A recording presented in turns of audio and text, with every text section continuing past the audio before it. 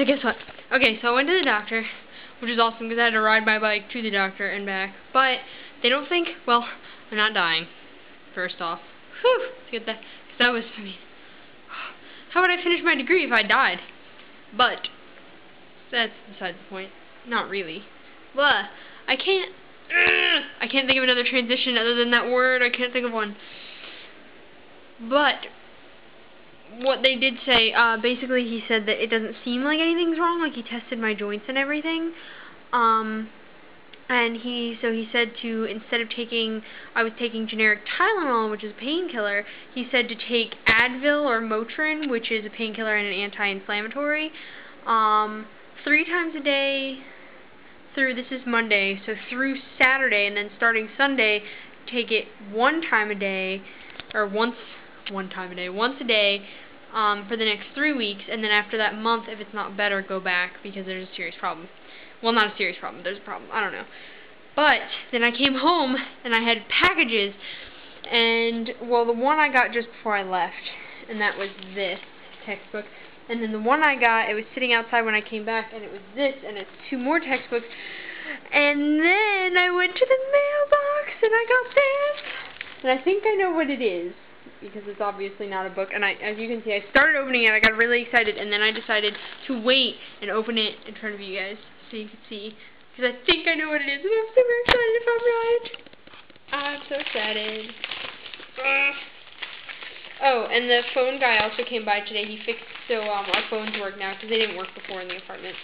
And by phones, I mean phone, because we only had. This one had being the operative word in the past tense, because if this is what I think it is. Yes, it is. It's my very own hamburger phone. Do you see that? How jealous are you? Oh my goodness, if I were you, I would be so jealous. I'm jealous of me right now. But not for long, because I have one now. I'm so oh my goodness, it's my very own hamburger phone. I'm so excited. Look at my burger phone. Look at it. It's gorgeous. Oh, I'm so excited. Hello. Yes, I'm just talking to you on my hamburger. Oh my goodness. I'm so excited. I know, I'm ridiculous, but I'm so excited.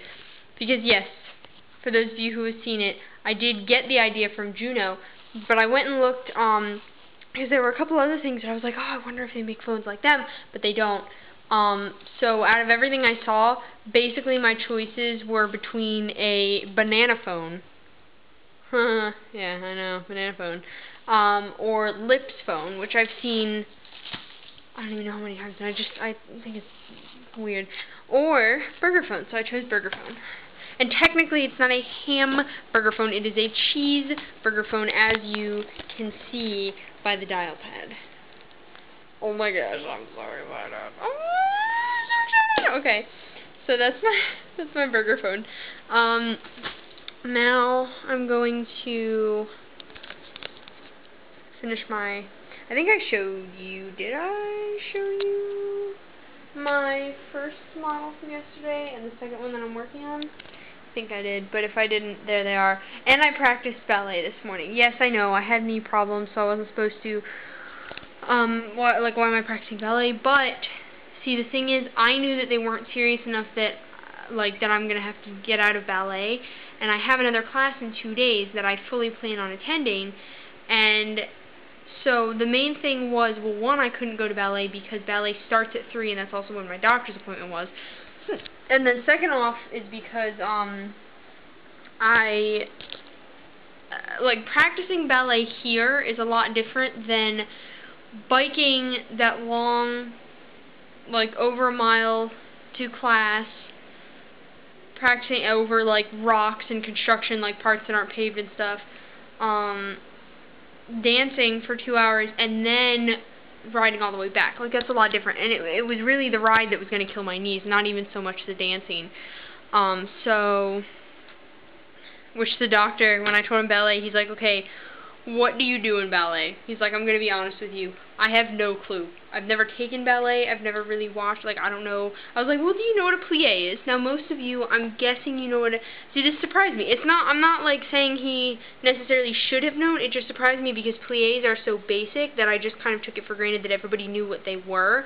Because in any dance movie that you've seen, usually they either meet somebody that's a professional ballerina, or they try to, like, stick the street dancer into a ballet class or something like that. And plie is always the first thing they go to. First position, and then plie.